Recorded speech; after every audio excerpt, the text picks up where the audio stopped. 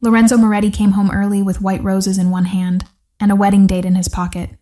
But before he could surprise the woman he was supposed to marry, a little girl ran out of the east hallway and crashed into his chest like he was the last safe place left in the world. Her small fingers clutched his black suit. Her face was wet with tears, and her voice broke against him. "Please save my mom. She is hurting my mama. Please don't let her take my mama away." Lorenzo's guards moved at once, trained by years of violence to stop anything that rushed toward their boss. But Lorenzo raised one hand and froze them before they could touch the child.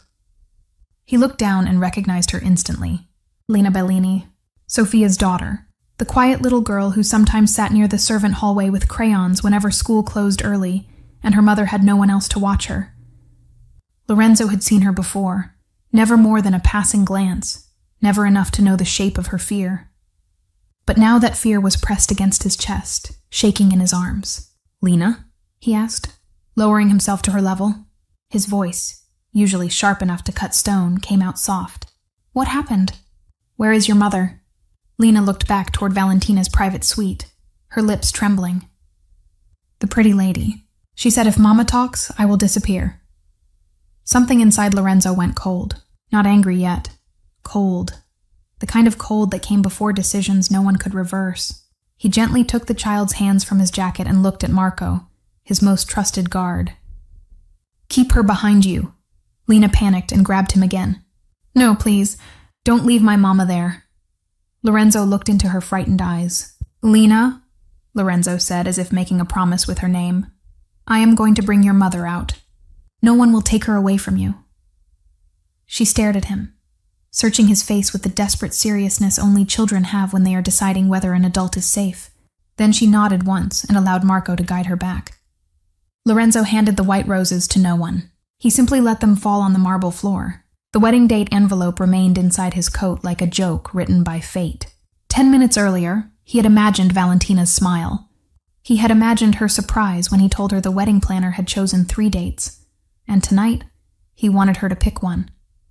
He had imagined candles, soft music, and the elegant woman in silk laughing because he had finally done something romantic instead of practical. But the sound coming from the east hallway was not laughter. It was water dripping. It was a woman trying not to cry. Lorenzo walked without making a sound. His guards followed, but one movement of his fingers kept them back. Lena had not searched for him. That much was clear. She had run blindly from fear. Later, Lorenzo would learn that Sofia Bellini had left her daughter in the servant hallway with crayons and a small wooden table because school had closed early and there was no one else to watch her. Later, he would learn that Valentina's suite door had been left half open because dress steamers, tea trays, and staff were moving in and out before dinner. Later, he would understand that Lena had heard the tray break, heard her mother's choked breath, heard Valentina's threat, and run toward the only open light she could see, the front hall.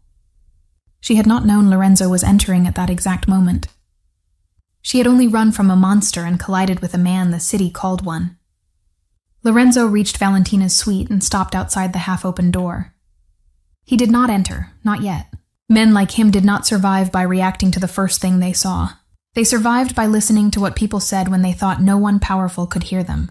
Inside, Sofia Bellini was breathing hard. Her voice came broken but controlled. "She is a child." She heard nothing. "Please leave her out of this." Then came Valentina's voice, low, beautiful, and cruel. "Then remember your place. You are a maid. You clean secrets. You don't carry them." "I did not ask for your secret," Sofia said. "I only heard your truth." A pause. Then Valentina stepped closer. Lorenzo heard her heels against the marble. "You heard a phone call you should have never heard. You heard my husband's name. You heard what happens after the wedding. Now you will forget it, or your daughter will pay for your memory." Lorenzo's face changed. There was no dramatic shout, no sudden movement, no visible explosion. The change was smaller than that and far more dangerous. His eyes emptied. His heart, which had been beating with concern for the crying child, became still. He pushed the door open and stepped into the room. "Then maybe you should have checked the door before threatening a mother in my house." Valentina froze. Sofia turned slowly from the floor, soaked from her shoulders to her waist, her dark hair plastered to her cheek, her uniform wet and clinging to her knees. Her eyes found Lorenzo first with terror, then disbelief, then the smallest flash of hope. Valentina stood above her with an empty glass jug in one hand. The glass caught the daylight coming through the window and made her look almost holy for half a second. Then Lorenzo looked at her face and saw the woman underneath the silk. "Lorenzo," Valentina whispered. "Thank God you're here." He said nothing. Her expression shifted instantly into wounded innocence, the version of herself she wore at charity dinners and public galas. "This is not what it looks like." Lorenzo looked at the water spreading across the marble, then at Sophia's shaking hands, then at the door where Lena had run out crying. "It looks," he said, "like a child ran to me begging for her mother's life." Valentina's mouth opened, closed, opened again. Then her mind caught its balance. She was not stupid. A stupid woman could not have stood beside Lorenzo Moretti for months and made his enemies believe she might become untouchable. "Sophia became hysterical," Valentina said, her voice softening into pain. "She was caught where she should not have been. I found her with my jewelry drawer open. I confronted her and she started screaming. Her daughter panicked. You know how children are." Sophia lifted her head. "That is not true." "Quiet!" Valentina snapped. Lorenzo's voice cut through the room like a blade. "Speak to her like that again and you leave this house before sunset." Valentina stared at him. Not because of the threat, because for the first time since she had known him, Lorenzo Moretti had placed a maid's dignity above her pride. Sophia tried to stand. Her knees shook. Lorenzo moved as if to help her, but she flinched. Not from him exactly, but from the expectation that any raised hand in that room might become another punishment. That flinch settled in Lorenzo's chest like a stone. He stopped and looked toward Rosa, the older housekeeper standing frozen near the far doorway with one hand over her mouth. "Help her," Lorenzo said. Rosa rushed forward. "Sophia, dear God," she whispered, wrapping an arm around the younger woman. Sophia's first words were not about herself. "Lena? Safe," Lorenzo answered. "Marco has her." Sophia closed her eyes, and a breath left her as if she'd been holding it since the first threat. Valentina saw that and rolled her eyes. "Beautiful. Now the performance has witnesses." Lorenzo turned slowly. "You poured water over her. She needed to calm down." "On her knees." She refused to listen. "To what?" Valentina looked trapped for one moment. Then her expression hardened. "To reason." Lorenzo almost smiled. It was not warm. It was the kind of smile men remembered in nightmares. "Reason sounds different through a door." "Through a door it sounded like you threatened a child." Valentina's face flushed. "I was angry. Anger is breaking a glass. Anger is raising your voice. Threatening a little girl is not anger. It is character." Sophia lowered her eyes. Valentina's pride cracked enough for rage to show. "You are choosing to believe her because she looks pathetic." "No," Lorenzo said. "I am choosing to believe what I heard with my own ears." The words landed heavily. Valentina took a step back. She had prepared for many possibilities. Sophia running to another servant, Sophia begging for money, Sophia trying to escape with her daughter, Sophia being dismissed as a liar. She had not prepared for Lorenzo standing outside the door, hearing enough of the truth himself. Lorenzo walked to the overturned silver tray on the floor. A porcelain teacup lay shattered near the leg of the sofa. Tea had soaked into the cream rug. A folded linen napkin sat near Sophia's shoe. This was not a stage theft. This was a maid bringing tea and walking into a secret too large for her hands to hold. "Tell me exactly what happened," Lorenzo said, looking at Sophia. Valentina stepped forward. "No, I will not stand here while my staff invents stories about me in my own room." Lorenzo looked around slowly. "Your room. My house."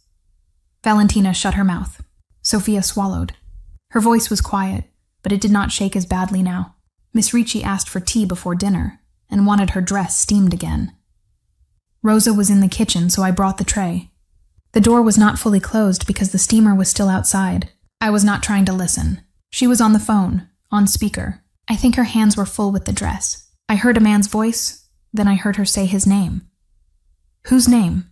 Lorenzo asked, though the answer had already turned his blood to ice. Sophia looked at Valentina, then back at him.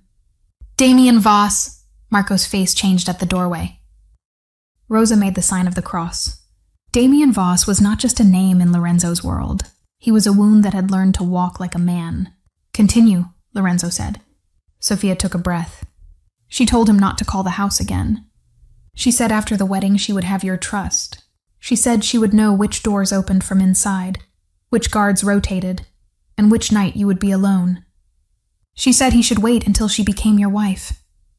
Lorenzo's eyes shifted to Valentina. And the husband? Sophia hesitated as if the word itself might harm her. He called her his wife. She did not deny it. She said, "Not until after the wedding, Damien. Until then, no one can know I am still your wife." Valentina laughed, but the sound was too sharp. "That is not what I said." "Then what did you say?" Lorenzo asked. Valentina lifted her chin. "I said no one can know he once thought I would be his wife. Damien is obsessed with me. He has been trying to reach me. I was protecting you." Lorenzo looked at the wet floor.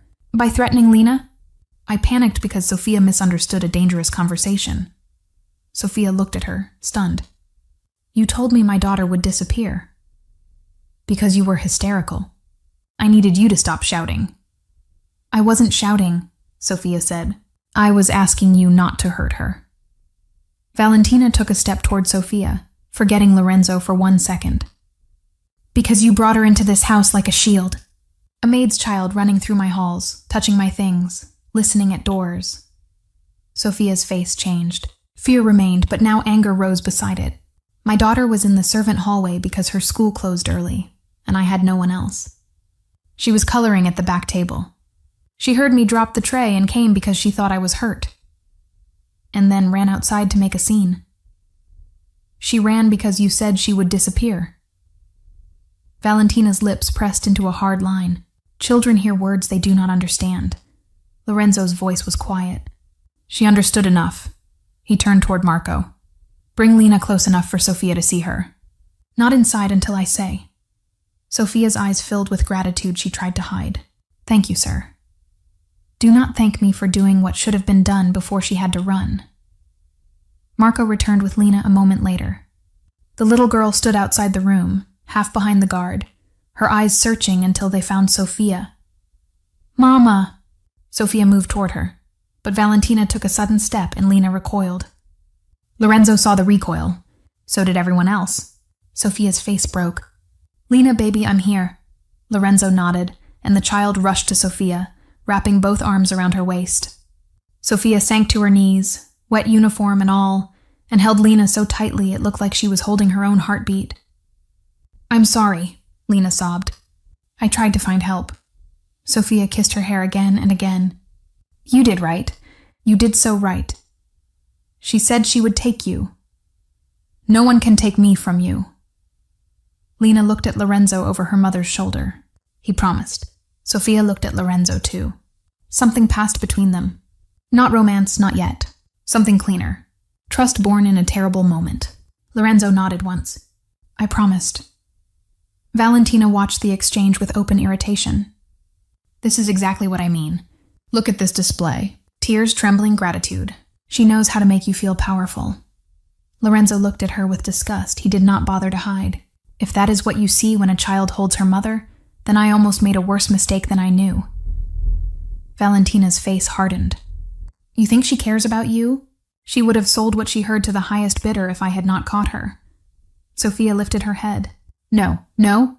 Valentina sneered. "Then what were you going to do with my private conversation?" Sophia looked at Lorenzo. "I don't know." Her honesty surprised the room. "I was afraid. I knew no one would believe a maid over your fiancé. I thought maybe I should run. Then I thought if I ran, she would still marry you, and whatever I heard would happen. I did not know what to do." Lorenzo held her gaze. "Would you have told me?" Sophia's answer came slowly. "Yes, but I was trying to find the courage." Valentina gave a bitter laugh. "Courage. How noble." Sophia stood, keeping Lena behind her. "Do not speak to me about courage when you used my daughter to make me silent." The room shifted. Sophia was still wet, still frightened, still a maid in a house where everyone else had more power than she did. But in that moment, she stood taller than Valentina. Lorenzo saw it. Valentina saw him see it, and hatred flickered across her face.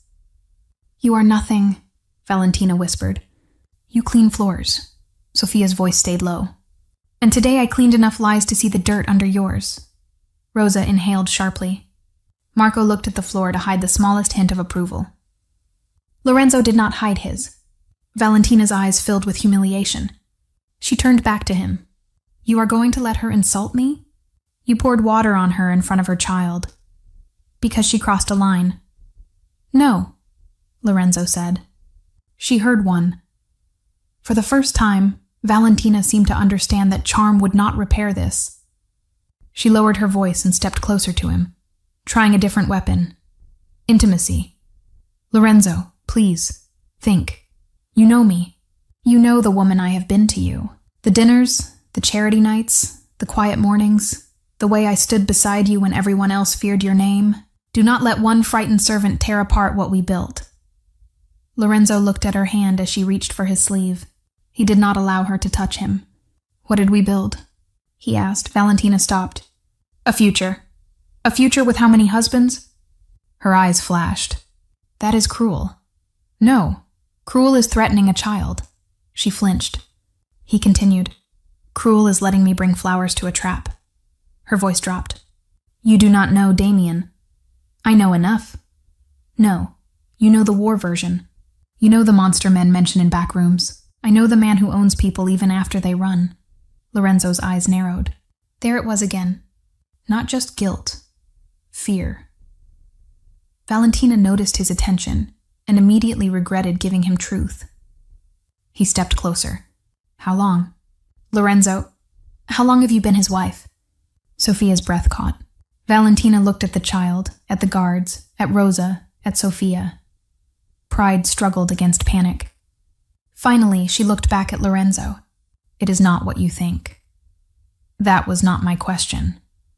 "I was 18. The words came out like they had been buried alive. "My father owed Damien money and protection. Damien wanted a Ricci name attached to his business. My father gave him me." The room went still. Even Sophia's expression changed. Valentina's face hardened quickly, ashamed that she had revealed pain. It was not a marriage. It was a transaction. Lorenzo's voice remained quiet. "But legal." She looked away. "Yes. No divorce. No answer." "That was answer enough," Lena whispered. "Mama, is she crying?" Sophia gently turned Lena's face toward her shoulder. "Don't look, baby." Valentina heard and snapped, "Do not pity me." Sophia looked at her. "I pity the girl you were, not the woman who threatened my daughter." Those words struck harder than any accusation. Valentina's eyes filled, but she refused to cry. "You think you are better than me because you have a child to hide behind." Sophia's lips trembled. "No, I think I am responsible for the child holding my hand. That is why I cannot use her fear to save myself." Lorenzo looked at Sophia then, really looked. He had noticed her before in the way a man notices order.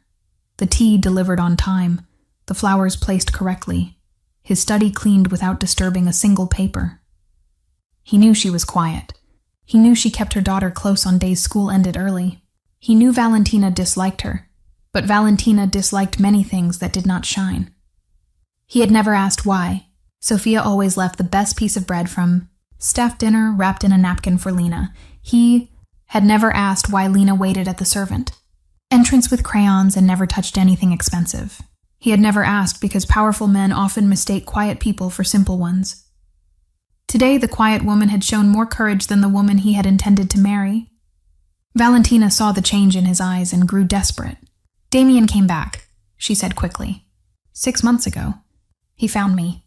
He said the marriage still bound me. He said if I married you, he would finally release me after one job." Lorenzo's jaw tightened. "What job?" Valentina did not answer. He stepped closer. "What job?" "A route," she whispered. "A private route from your study to the chapel property.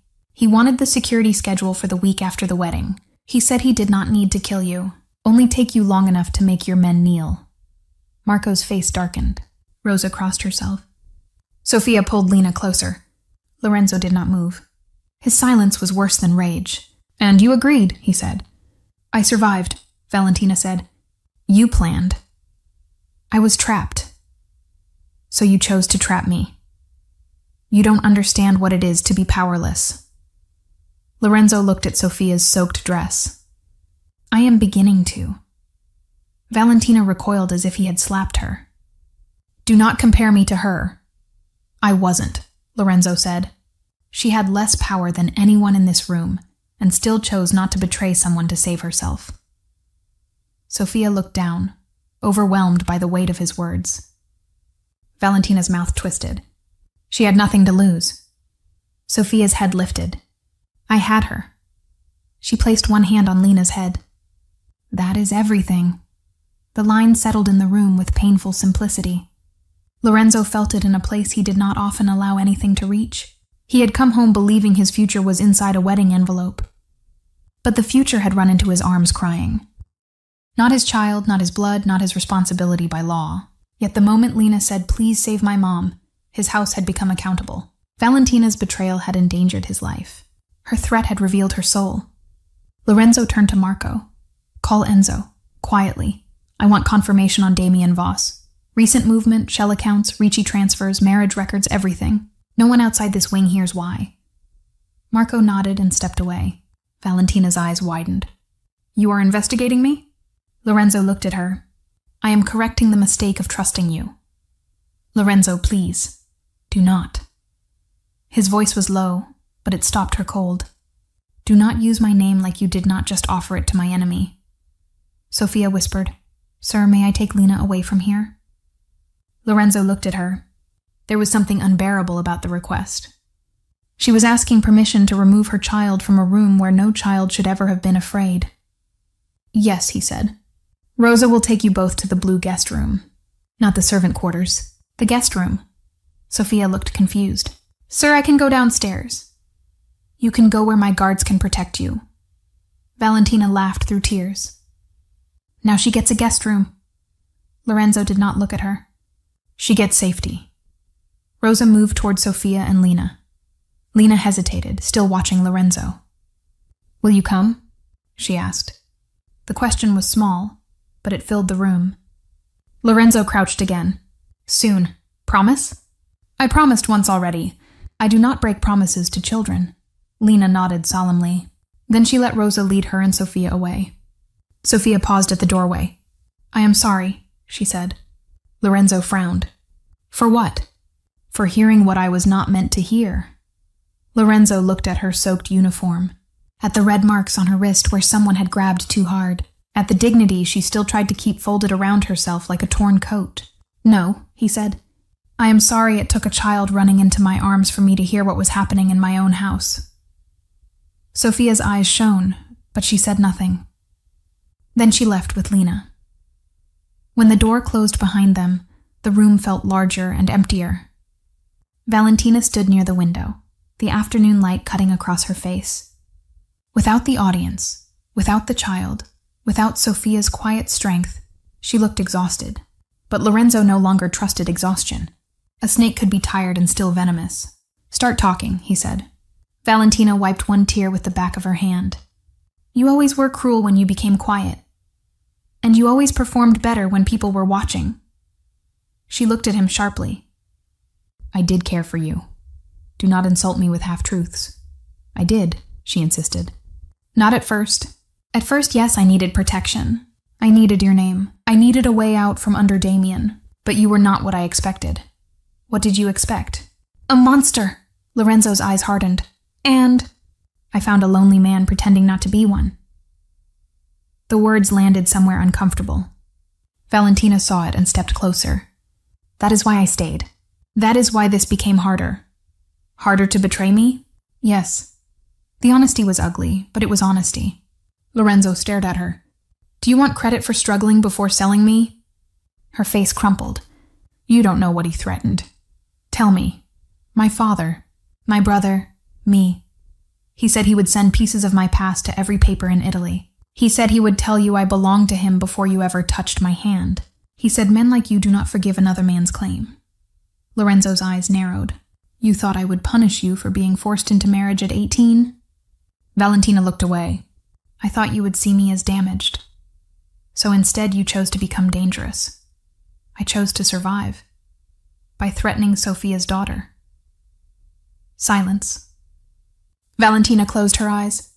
I should not have said that. But you did. I was scared she would ruin everything. She was trying to save everything. For you, Valentina snapped, eyes opening. Not for me. No one saves women like me. Men use us. Fathers trade us. Husbands own us. And then saints like Sophia judge us because they had the luxury of staying clean. Lorenzo's voice dropped. Do not mistake Sophia's poverty for luxury. Valentina's jaw tightened.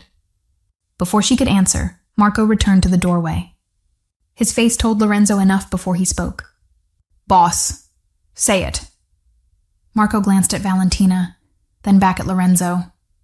Enzo found the record. Malta, 9 years ago. Valentina Ricci and Damien Voss, marriage registered. No divorce filed. Valentina's shoulders fell. Lorenzo did not blink. Marco continued. There is more. Lorenzo's eyes sharpened. What more? Damien Voss entered the city 2 nights ago under a false name. Valentina went still. No, she whispered. Marco looked at Lorenzo. And boss, he is not waiting for after the wedding. Lorenzo's voice became ice. Where is he? Marco hesitated. We traced one of his men near the chapel property. The same place listed for your private wedding blessing tomorrow. Lorenzo slowly turned to Valentina. She looked genuinely terrified now, but terror no longer separated victim from traitor. Sometimes it wore both faces. Tomorrow, Lorenzo said. Not after the wedding. Valentina's lips trembled. He changed the plan. Or you lied about it. No. She shook her head hard. No, I swear. He said after the wedding. He said I had time. Lorenzo stepped toward her. Time for what? She looked at him, and the last of her performance burned away. Time to decide whether to warn you. The confession hung between them. For the first time since he entered the room, Lorenzo's control nearly cracked. You had 6 months. I know. You had 6 months to tell. Mia Man was using you to reach my house. I know. And the only reason I know today is because a maid dropped a tray. Valentina said nothing. Lorenzo looked toward the hall where Sophia and Lena had gone. The woman who had nothing had risked everything with one frightened truth. The woman who had everything had spent 6 months deciding whether his life was worth honesty. Lorenzo turned back to Marco. Lock the chapel property down. Quietly. Double the men around the guest wing. Sophia and Lena are under my protection. No one speaks to them without me. Marco nodded. And Valentina? Lorenzo looked at the woman he had come home to marry. The white roses were still lying somewhere in the hallway, crushed under the path his life had taken. She stays where I can see her, he said. Valentina's eyes filled again. Lorenzo. He stepped close, his voice so low only she could hear. If Damien Voss is already moving toward my chapel, then this wedding surprise just became a funeral trap. And before the night is over, one of you is going to tell me who was supposed to die there. For 3 seconds, Valentina did not breathe. The name Damien Voss had already poisoned the room, but the word chapel made the poison spread into every corner of Lorenzo's house. The chapel property was not only where Lorenzo had planned to hold a private wedding blessing. It was the oldest Moretti land in the city, a stone building his grandfather had bought after his first victory, a place where Lorenzo's family made promises, buried grief, and trusted God more than men. Damien choosing that place was not business. It was insult. It was a knife placed on the family table. Lorenzo looked at Valentina. Who was supposed to die there? He asked again. Valentina's lips moved, but no sound came. Answer me. She swallowed hard. You were not supposed to die. Marco's jaw tightened at the door. Lorenzo did not move. Then who? No one, Valentina whispered. It was supposed to be a handover. Lorenzo laughed once, quietly, without humor. A handover. Damien wanted you alive. He wanted your signature, your accounts, your roots. He said if I gave him 1 clean hour alone with you after the blessing, he would disappear. Lorenzo stepped closer. And you believed him? Valentina's eyes filled with shame and fear. I wanted to. That is not the same thing. I know. Her voice cracked. I know that now. Lorenzo looked at Marco. The chapel. Marco nodded and lifted his phone again, already moving toward the hall. Lorenzo's voice followed him. No sirens, no noise.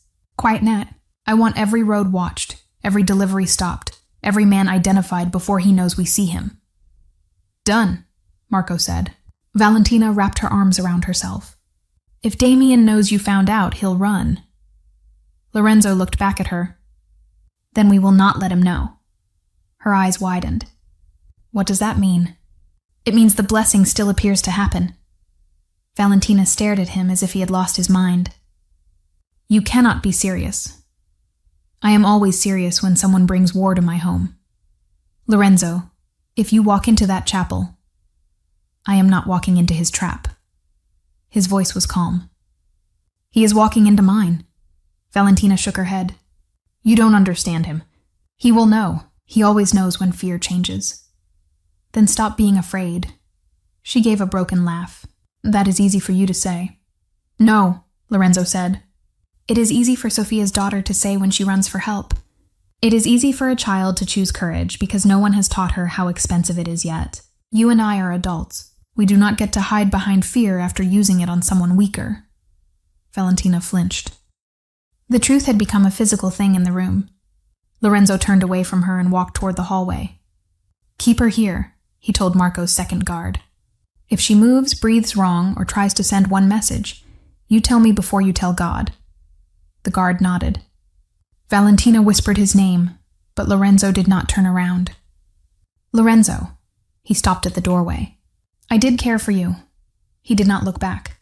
Then that is the saddest part. In the blue guest room, Sophia sat on the edge of the bed wrapped in a dry blanket, Lena pressed against her side like a small shadow. Rosa had brought warm towels and tea, but Sophia had barely touched either. Her uniform was gone, replaced by one of Rosa's plain dresses. Still, she looked uncomfortable in the room, as if kindness were a chair she had not been invited to sit in. When Lorenzo entered, she immediately tried to stand. Please don't, he said. Sophia froze halfway up. Sir, I should not be in here. You should not have been on that floor either. She lowered her eyes. Lena stared at him from under Sophia's arm. Is the pretty lady gone? Lorenzo softened his voice. She is away from you. Lena thought about that answer. But is Mama safe? Lorenzo looked at Sophia before answering. Yes, both of you are under my protection. Sophia's face tightened with worry instead of relief. Sir, I don't want trouble. Trouble already came here wearing a dress worth more than your yearly salary. Sophia looked down, embarrassed. I only wanted to do my work. No, Lorenzo said. Today you did more than your work. Lena lifted her head. Mama dropped the tray. Sophia's cheeks flushed. Lena. Lorenzo crouched so the child would not have to look up at him. That tray may have saved my life. Lena's eyes widened. Really? Really? Then Mama won't lose her job. Sophia closed her eyes, and Lorenzo heard everything inside that question. Rent, food, school fees, medicine. A life balanced so tightly that one rich woman's anger could break it. No, Lorenzo said. Your mother will not lose her job for telling the truth. Lena leaned against Sophia in relief. Sophia whispered, Thank you. Lorenzo stood. Do not thank me yet. I need to ask you something. Sophia's hands tightened around Lena. About the call? Yes. Did Valentina say anything else? Any place, any object, any timing? Small details matter. Sophia closed her eyes, trying to return to the moment that had nearly destroyed her. She said, after the blessing, not before. She said you would go to the old chapel office to sign family papers. Lorenzo's expression changed slightly. The old chapel office? Yes. She said that room had a back door only family used. Marco, standing at the entrance, looked at Lorenzo. The back door had not been used in years. Only old Moretti staff knew it existed. Lorenzo's voice remained steady. Anything else? Sophia frowned, fighting memory. She said the flowers would arrive early. White lilies, not roses. She told Damien not to send men who looked like soldiers. She said wedding workers are invisible if they carry something beautiful. Lorenzo's eyes went hard. Marco was already typing into his phone. Stop every floral van headed to the chapel property, Lorenzo said. Quietly, Sophia's face went pale. I'm sorry. I should have remembered sooner. You remembered in time. There was one more thing. Lorenzo became still. Sophia looked toward Lena, then gently asked Rosa to take her to the washroom for a minute. Lena did not want to leave, but Sophia kissed her forehead and promised she would stay right there. When the child was gone, Sophia reached into the pocket of Rosa's borrowed dress and removed a small bronze key tied with white thread. Lorenzo's expression darkened. Where did you get that? Sophia placed it carefully on the table. When Miss Ricci grabbed my wrist, this fell from her sleeve. I did not know what it was. I picked it up because Lena was on the floor near the broken glass, and I did not want her to cut herself. I forgot it was in my hand until Rosa changed my dress. Marco stepped forward. Boss. Lorenzo took the key without touching Sophia's fingers. He knew that key. He had not seen it since his mother died. It belonged to the sacristy door behind the old chapel office, the door used by Moretti brides to enter quietly before family blessings. Lorenzo had given Valentina access to the chapel for planning, but that key should have remained locked in the chapel safe. Valentina had not only planned betrayal, she had stolen from the bones of his family. Sophia, Lorenzo said, his voice lower now. This detail may matter more than anything you heard. Sophia looked ashamed instead of proud. I should have told you immediately. You were soaked, threatened, and protecting your daughter. Still, her voice steadied. If this can stop him, then use it. I don't want to run away while the people who did this walk into that chapel. Lorenzo looked at her then, really looked. She was no longer just the woman he had found on his floor. She was frightened, yes, but she was choosing to stand where fear told her to hide. You do not have to be brave for my war, he said. Sophia met his eyes. This stopped being only your war when my daughter learned to fear a beautiful room. Silence followed. Lorenzo closed his hand around the key. Then I will make sure she never has to learn that lesson twice. By sunset, the truth arrived piece by piece. Damien Voss had entered the city 2 nights before. 3 rented vans were moving under a catering license toward the chapel road. A florist had been paid double in cash to stay home. One of Valentina's deleted messages, recovered from a backup by Enzo's men, mentioned the hour after the blessing and family papers. Another mentioned Lily's. Nothing stated murder. Nothing had to. In Lorenzo's world, a private hour with an enemy was never private, and never only an hour. By nightfall, the chapel was surrounded so quietly that even the birds seemed not to notice. The vans were stopped at different streets before they reached the property.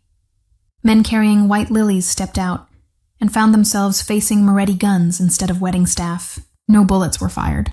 Lorenzo had given one order, clean. But Damien Voss was not a fool.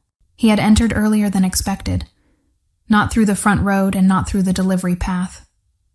He had entered through the sacristy door behind the old chapel office, using the route Sophia had uncovered before he could disappear into it. When Lorenzo walked into the old chapel office near midnight, Damien Voss was sitting behind Lorenzo's grandfather's desk, as if the room already belonged to him.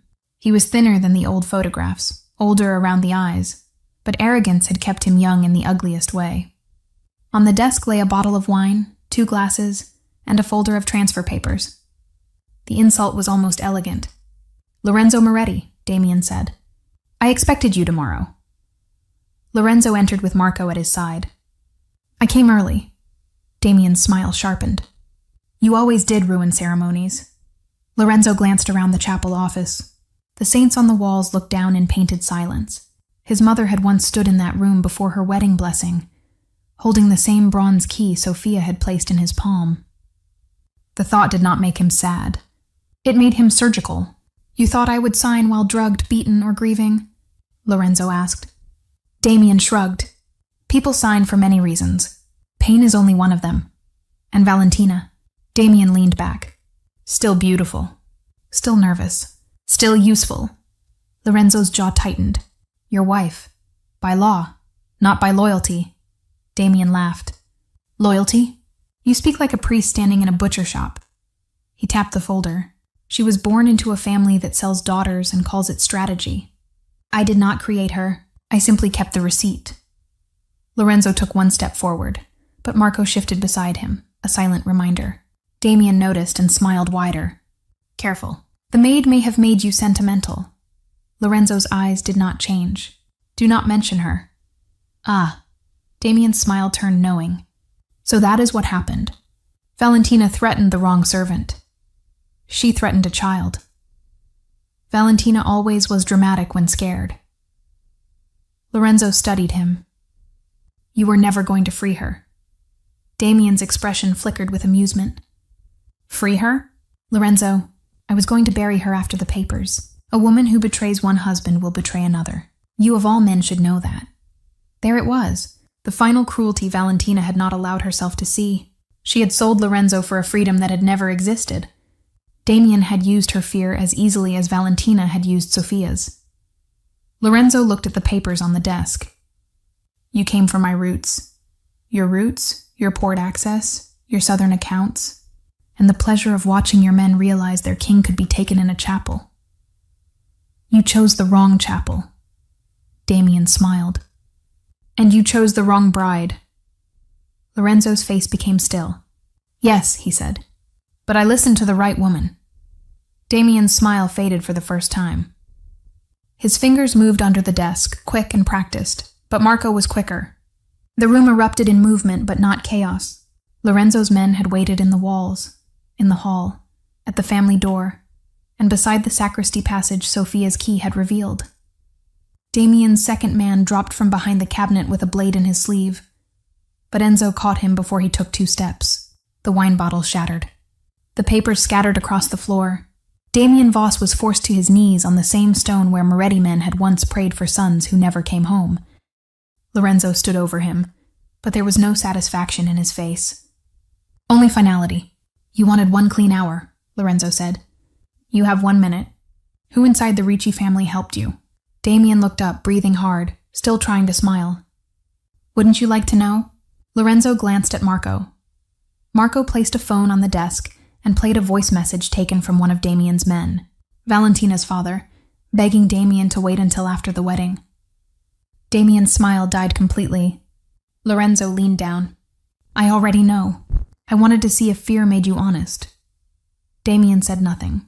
It doesn't, Lorenzo said. It only makes cowards louder. By midnight, Damien Voss was in Moretti custody, alive because Lorenzo wanted every name, every account, every hidden ally. Valentina's father was taken from his home before he could board a private plane. The Ricci family's business accounts were frozen through channels Lorenzo had spent years building. The wedding announcement was canceled before dawn. No explanation was given to the public, not yet. Lorenzo preferred truth to arrive like a knife slid slowly from a sleeve. Valentina learned Damien had been captured in Lorenzo's study. She sat across from his desk, pale, hollow-eyed, stripped of jewelry except the small diamond earrings she had worn when Lorenzo first met her. He stood by the window as the city moved under morning light. He was going to kill you, Lorenzo said. Valentina stared at him. No, after using you. After using me. After the papers. She shook her head, but there was no strength in it. He promised. Lorenzo turned. And you believed a man who once accepted you as payment? Tears gathered in her eyes.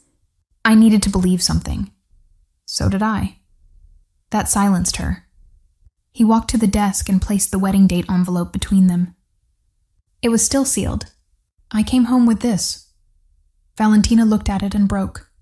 Not loudly, not beautifully.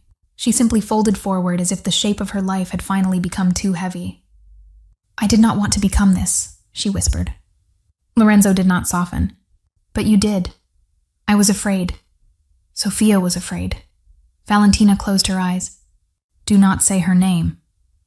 She was soaked on my floor, and still protected the truth until you threatened her daughter. Because she is better than me. Is that what you want me to say? Lorenzo's voice was quiet. No. I want you to understand that being hurt did not give you the right to hurt her. Valentina looked up, and for once there was no performance left. What will happen to me? Your marriage to Damien will be made public through legal channels. Your father's role will be exposed. You will leave this house today under guard. After that, the courts can decide what name to give your crimes. And you? She whispered. What name do you give them? Lorenzo looked at the closed wedding envelope. Betrayal. She nodded as if she had expected nothing else. When the guards came, Valentina stood without argument. At the door, she paused. "Lorenzo," he looked at her. "Did you ever love me?" For a moment, he saw all the versions of her at once. The frightened girl traded by her father, the elegant woman who had sat beside him at dinner, the liar who had led Damien toward his chapel, the cruel fiancé pouring water over a maid while a child cried. "I loved who I thought you were," he said. "That woman never existed." Valentina's face crumpled, but he turned away before the tears could ask anything from him. She left the house with nothing but the truth following her. Later that morning, Lorenzo went to the blue guest room. Sophia was awake, sitting near the window while Lena slept curled on the bed. The child had one hand tucked under her cheek, peaceful now, the terror softened by exhaustion. Sophia stood immediately. "Sir, please," Lorenzo said. "Not today." She looked confused. "Not what?" "Do not stand like you owe me." Sophia slowly sat back down. "Is it over?" "Damien is caught. Valentina is leaving. Her father will not touch you. No one will." Sophia pressed her lips together, and for a moment she looked away, because relief can feel too much like weakness when someone has been strong for too long. "Thank you." Lorenzo sat in the chair across from her, leaving enough space to make clear she was safe. "I owe you more than thanks." "No, sir. I only heard a call." "You remembered what mattered. You kept the key. You stayed when running would have been easier." Sophia looked at Lena. "I almost ran. But you didn't. Because I thought of her." Her voice softened. "I thought, one day she will ask me what I did when I heard a wrong thing happening. I could not teach her to hide from truth." Lorenzo looked at the sleeping child. She ran straight into my arms. Sophia's face changed with embarrassment. "I am sorry. She should not have touched you. She should not have needed to." Sophia looked at him, surprised by the pain in his voice. He continued, "This house failed her before she reached the door. It failed you before she dropped that tray. You cannot know everything that happens in a house this big. Then the house is too big, or I have been looking in the wrong rooms." Sophia did not know what to say. Lorenzo took a folded paper from his coat and placed it on the small table. Sophia stiffened. "What is that?" "Options, sir. A protected apartment if you want distance. Paid leave if you need time. A place in this house if you want to stay. No debt, no condition, no order." Sophia stared at the paper for a long moment. Then she slowly pushed it back toward him.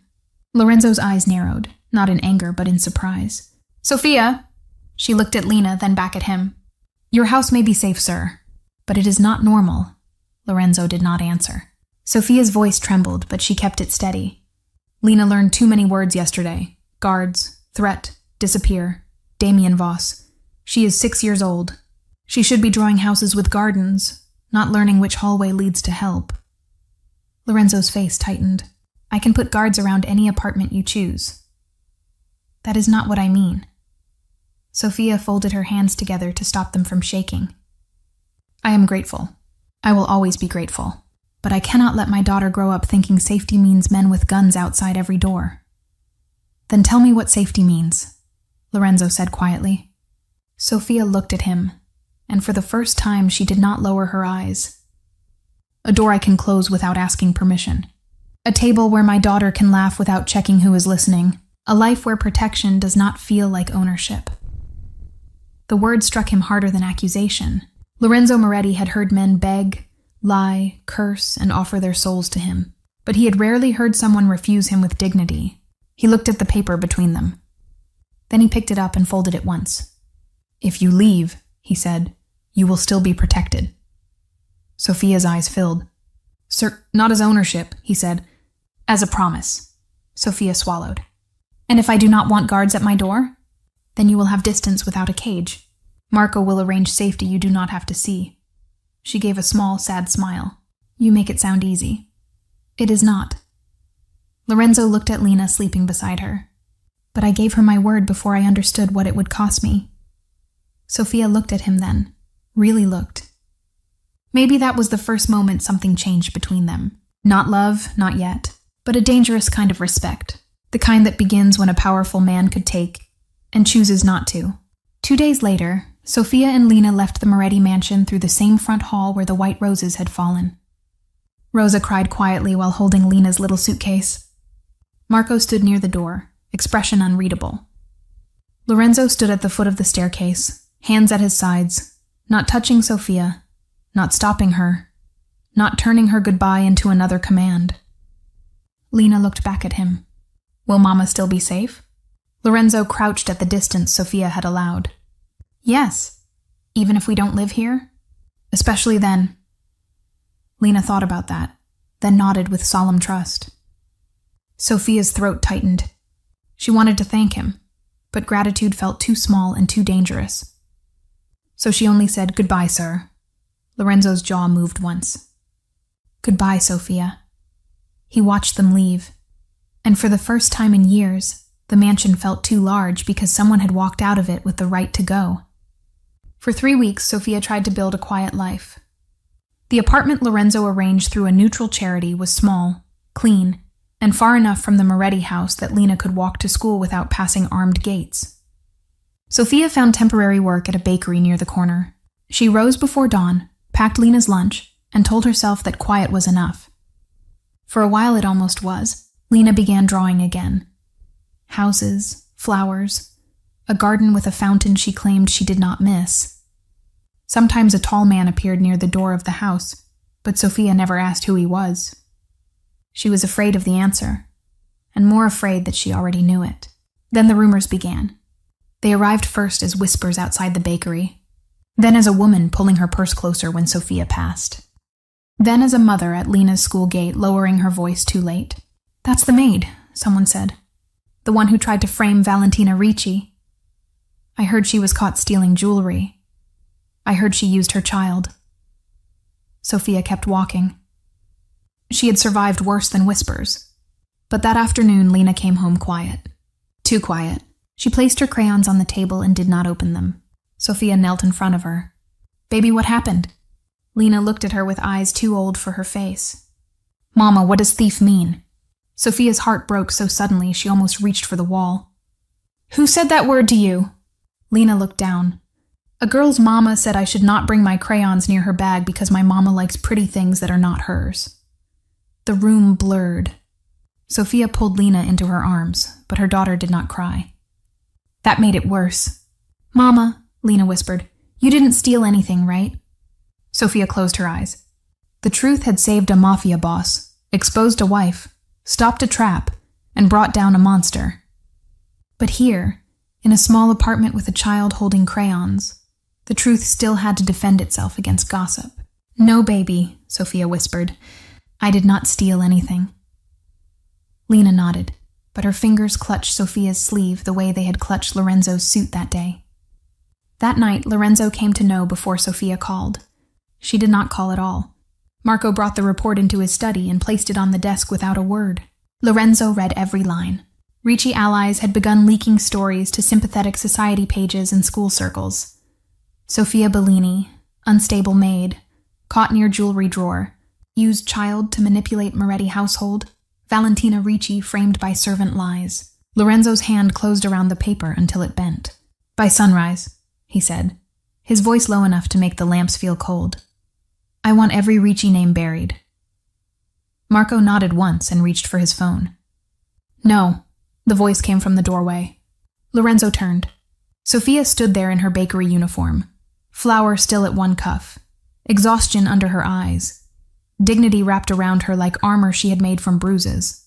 Marco lowered the phone slowly. Lorenzo took one step toward her. "How did you get in?" "Rosa. You should have called." "So you could fix it before I arrived?" He stopped.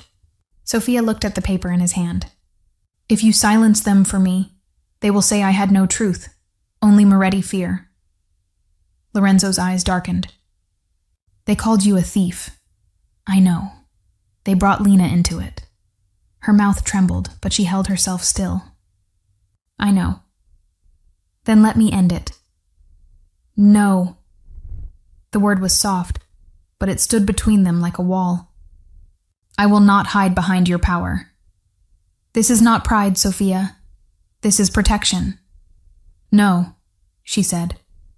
This is the difference between being protected and being owned. Lorenzo went still. Sophia took a breath. My daughter asked me what thief means today. I will not answer that question by letting powerful men fight over my name while I stand quietly behind them. I stood quietly once.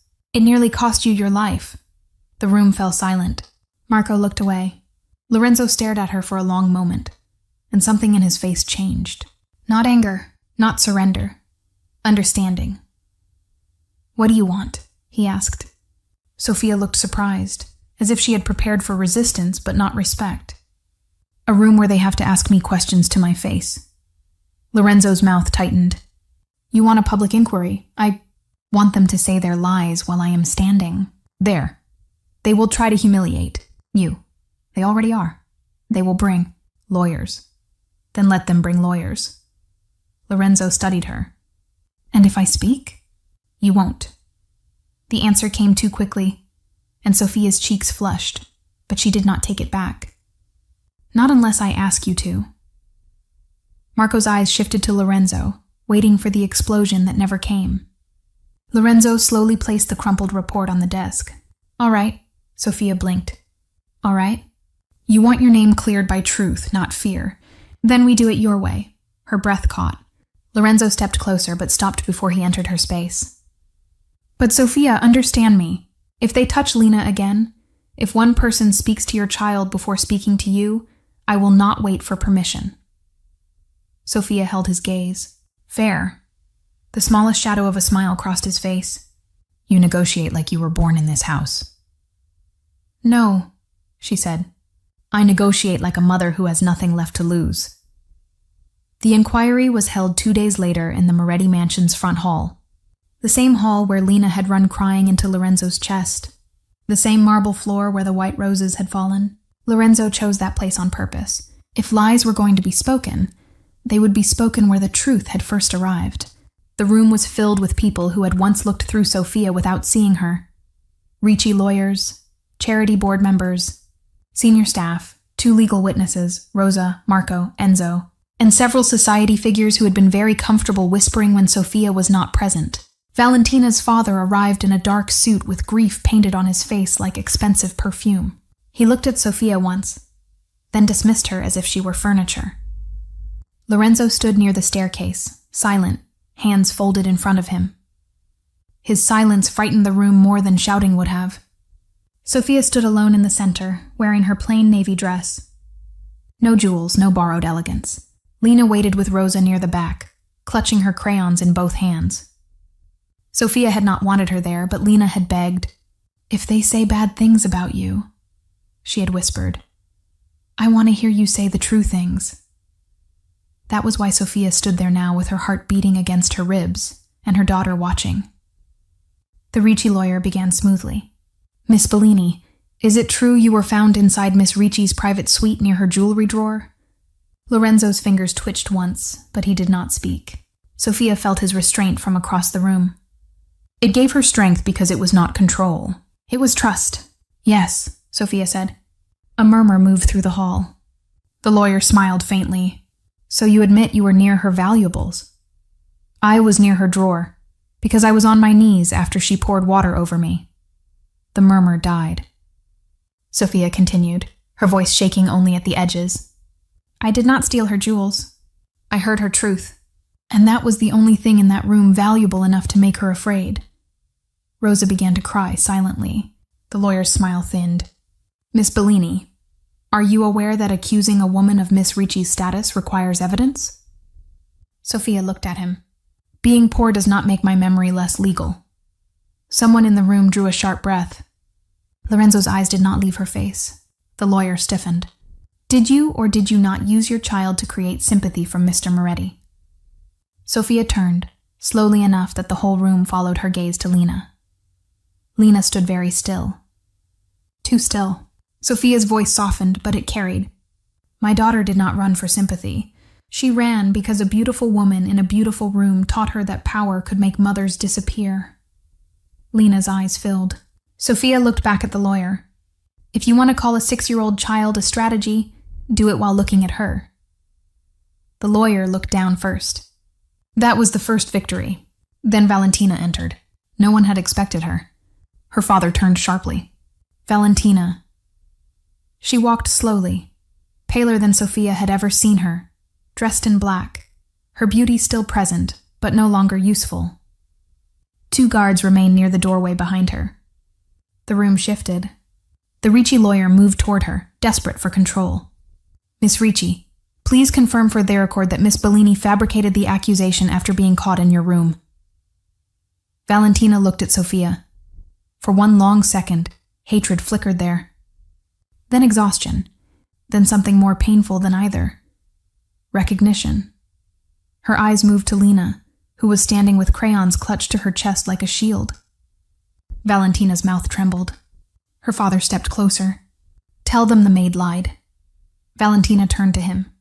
For a moment, the room disappeared, and she was 18 again, standing before a father who had decided her life was a debt payment. Her voice came quietly. "No." The word cracked the hall open. Her father stared at her. "What?" Valentina looked at Sophia again. The maid did not lie. Silence fell so hard it seemed to stop the air. The lawyer tried to speak, but Valentina raised one hand. She heard what I said. She heard Damien's name. She heard enough to know the wedding was a trap. Her father's face went white. "Valentina, stop." She turned on him fully. "You sold me once." The word struck the room like a slap. "I will not let you bury another woman's name to save yours." Sophia's breath caught. Lorenzo's face did not change, but his eyes sharpened. Valentina looked at him once, then away. "I am not saying this because I am clean. I am not. I threatened Sophia. I threatened her child. I did what frightened people do when they become cruel instead of brave." Her voice broke, but she forced it steady. "But she did not steal from me. She did not frame me. She told the truth." Her father moved as if to grab her arm, but Marco was suddenly there, one step between them.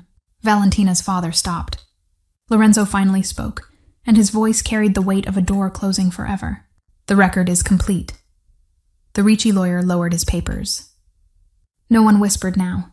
Sophia stood in the center of the hall, still trembling, still poor, still the same woman who had been on the floor days earlier. But the room no longer looked through her. They saw her. That was what almost broke her. Not the insults, not the accusation. Being seen. Lena broke free from Rosa and ran to her mother. Sophia caught her, kneeling again on the same marble where the story had begun. But this time no one stood over her. Lena whispered into her neck, "You said the true things, Mama." Sophia held her daughter and closed her eyes. "Yes, baby." Across the room, Lorenzo watched them. He did not move toward them. He wanted to. Every instinct in him wanted to wrap his power around them so tightly nothing could touch them again. But Sophia had asked for her voice, not his shadow. So he stayed where he was and let her victory belong to her. That evening, Sophia left the mansion again. Rosa begged her to stay for dinner. Marco offered a car. Lorenzo said nothing until they reached the front doors. The setting sun poured across the marble floor, turning the place where the roses had fallen into gold. Sophia looked at him. "Thank you for not speaking." He gave the faintest smile. "It was one of the hardest things I have done." She almost smiled back. Almost. "You could have ended it faster." "Yes." "Why didn't you?" Lorenzo looked at Lena, who was half asleep against Rosa's side, then back at Sophia. "Because you asked me not to own your truth." Sophia's eyes changed. That sentence did more than any protection order could have done. "Good night, Lorenzo," she said, and it was the first time she used his name without being told. He felt it like a hand placed carefully over an old wound. "Good night, Sophia." Later that night, when the city had gone quiet, and Lena was asleep in the small apartment with one arm around her crayons, Sophia heard a knock at the door. She froze. Then she looked through the peephole and found Lorenzo standing alone in the hallway. No guards, no black cars visible from the window, no command surrounding him. Just Lorenzo, holding a folded piece of paper in one hand. Sophia opened the door only halfway. "Is something wrong?" "No." He looked almost uncertain, which would have been impossible to believe if she had not seen it with her own eyes. "May I give you this?" She looked at the paper. "What is it?" Lena left it in the hall. Sophia took it slowly. It was one of Lena's drawings. A crooked house, a woman with dark hair, a little girl with a ribbon, and a tall man standing outside the door, Not inside the house, not at the center, not owning it. Waiting. Sophia stared at the drawing. She drew you outside. Lorenzo nodded. Yes. Why does that matter? He looked at the little apartment behind her, at the small table, the 2 cups drying beside the sink, the crayons lined in a careful row. Because I have spent my life owning houses, Sophia. Your daughter was the first person who drew me as someone waiting to be invited in. Sophia's eyes filled before she could stop them. Lorenzo did not step closer. I do not know how to be that man yet, he said, but I would like to learn. Sophia looked at him through the narrow opening of the door. And if I never invite you in, then I stay grateful outside. It should have sounded like a line. It did not. It sounded like a man telling the truth because he had finally found someone who would not reward him for pretending. Sophia opened the door a little wider.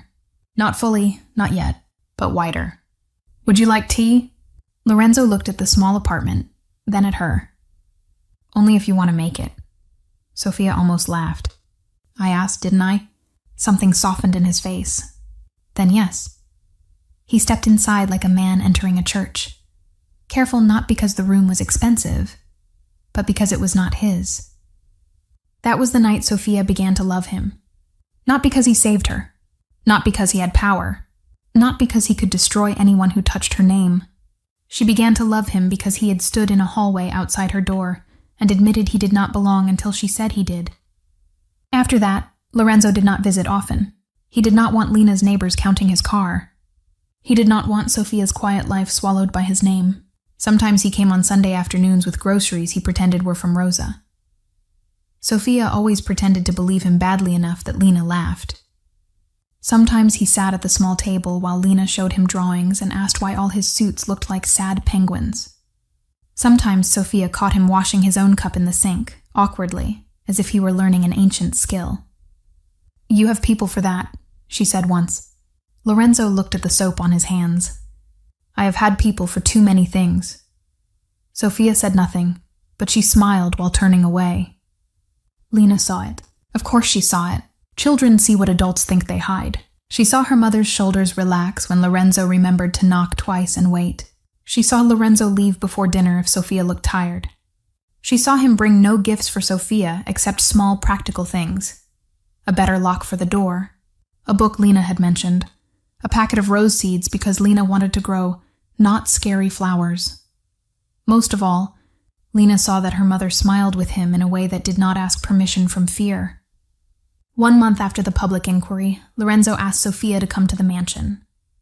She almost refused. For what? She asked. No meeting, he said. No lawyers. No Ricci name. Just the front hall. Sophia's breath caught. The front hall was not just a room. It was the place where Lena had run. The place where white roses had fallen. The place where fear had collided with fate. Lena too? Sophia asked. Lorenzo's voice softened. Only if she wants, Lena wanted. She wore her white ribbon and insisted on carrying her best crayon drawing because big houses need pictures or they get lonely. When they arrived, the mansion doors stood open. Not like a command, like an invitation. The front hall was filled with daylight. White roses lined both sides of the marble floor, not scattered, not fallen, not crushed under anyone's shoes. Rosa stood near the staircase with tears already in her eyes. Marco stood beside her, expression stern, though Lena immediately whispered, "He is trying not to smile." Sophia looked at Lorenzo.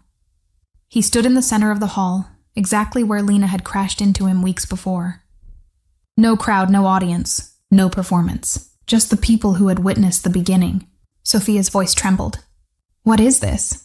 Lorenzo walked toward her slowly, stopping far enough away that she could still choose distance. The first time I stood here with roses, I was going to choose a lie, he said. Then your daughter ran into me and asked me to become better than the man this city feared. Sophia's eyes filled. Lorenzo looked at Lena. She asked me to save her mother. I thought that meant pulling you out of a room. His gaze returned to Sophia. I did not understand that saving someone is sometimes letting them walk away from you. Sometimes it is staying quiet while they defend their own name. Sometimes it is standing outside a door until they decide whether you are safe enough to enter. Sophia covered her mouth with one hand. Lorenzo reached into his coat and removed a small velvet box. He did not open it yet.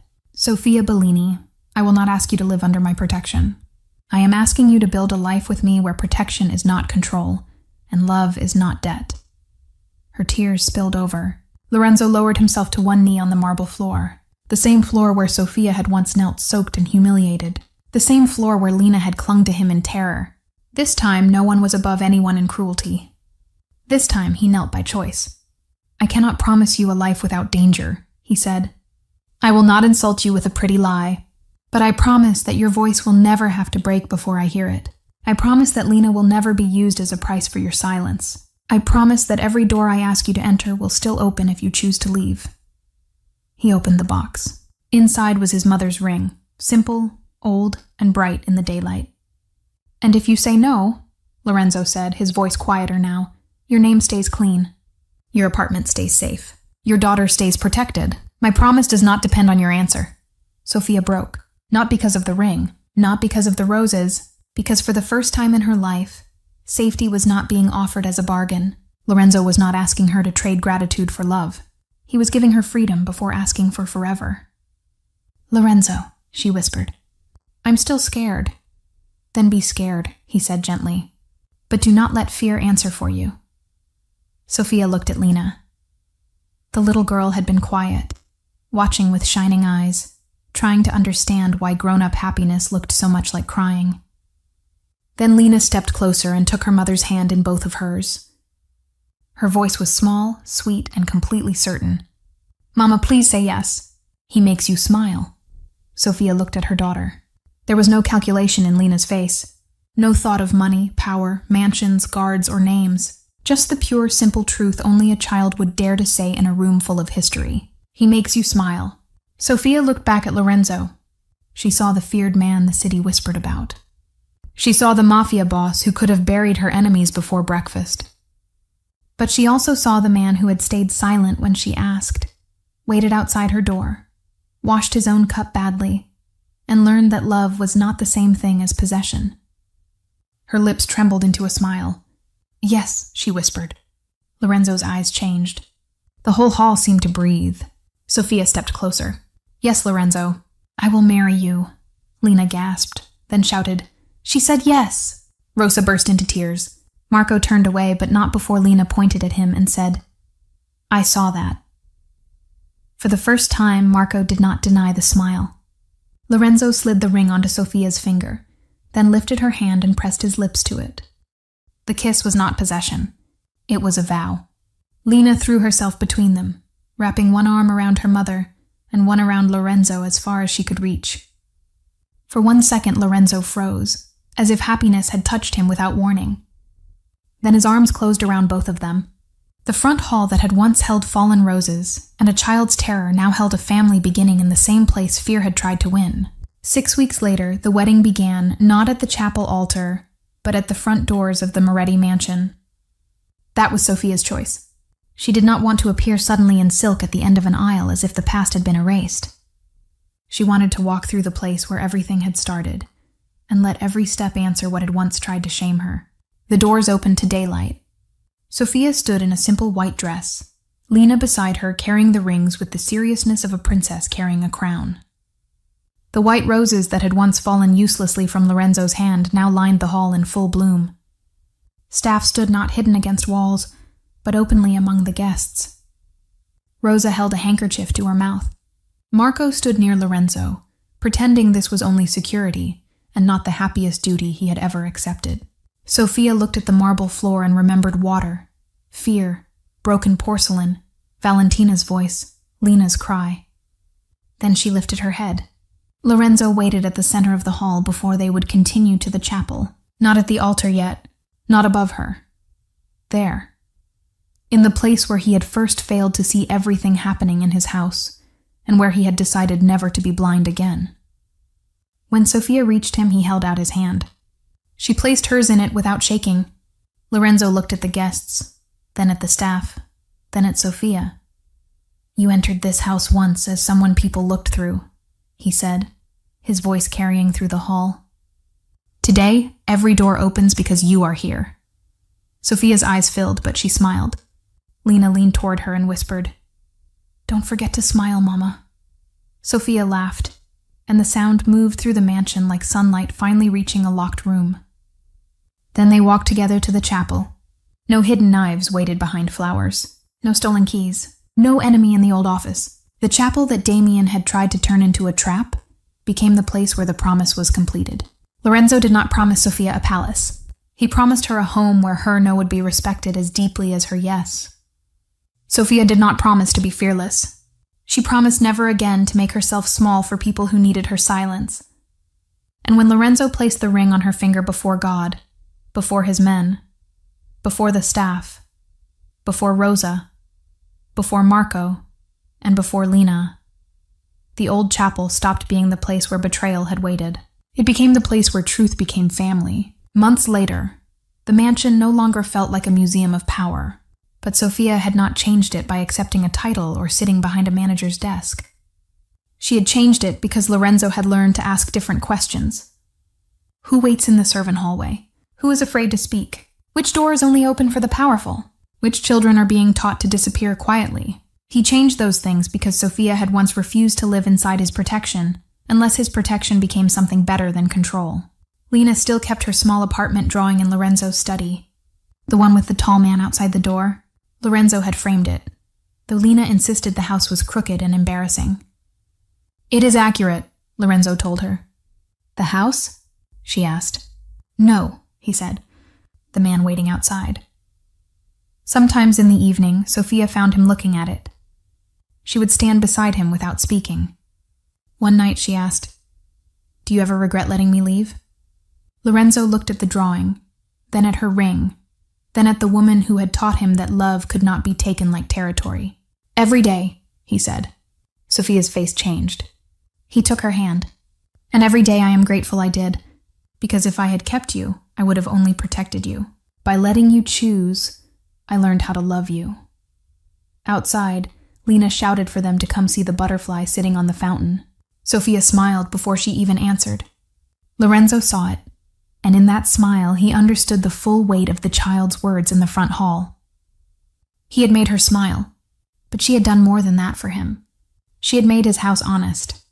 She had made his power answer to something better than fear. She had made his future real.